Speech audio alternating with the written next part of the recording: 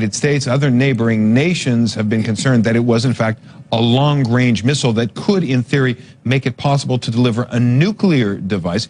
Is there any clear idea of when we'll find out what exactly the North Koreans put up?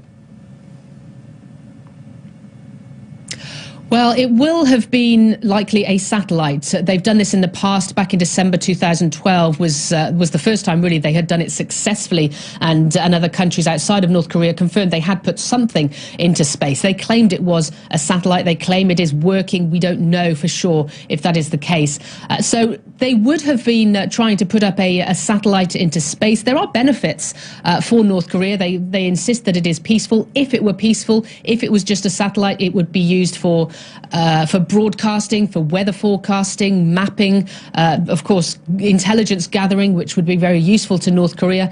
But the fact is, outside North Korea, very few people believe that it is simply peaceful, because the same technology used to put the satellite into space could be used to put a warhead on top and deliver a very dangerous payload halfway across the world. So it is the intercontinental ballistic missile technology that the world is worried about, and it's this technology that effectively North Korea can test through this satellite launch. It is the same technology, the same rocket that would be used in either way. John? Now, just a moment ago, we showed our viewers some information about the rocket. It's an extraordinary piece of technology. I don't know if we still have that full screen, but it's technology coming from a country that can barely, if ever, feed its own people. There you see a rocket with a range of 10,000 kilometers, and they've been working on it for years. It was first successfully launched in December 2012. And once again, as Paula Hancock was just telling us, they said that they had put a satellite into orbit. And once again, Paula's telling us that they may have put a satellite into orbit this time. But I've got a much more basic question for you. North Korea is a famously impoverished country. Are they buying this technology from someone else? Are they selling it to someone else?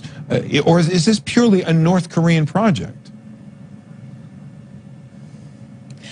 The North Korean leader Kim Jong-un has put a premium on the space program. He inherited it from his father, the late Kim Jong-il, and he is pumping billions of dollars into this program. It is very important to him. He mentions it in many of his speeches, his New Year speeches, excuse me.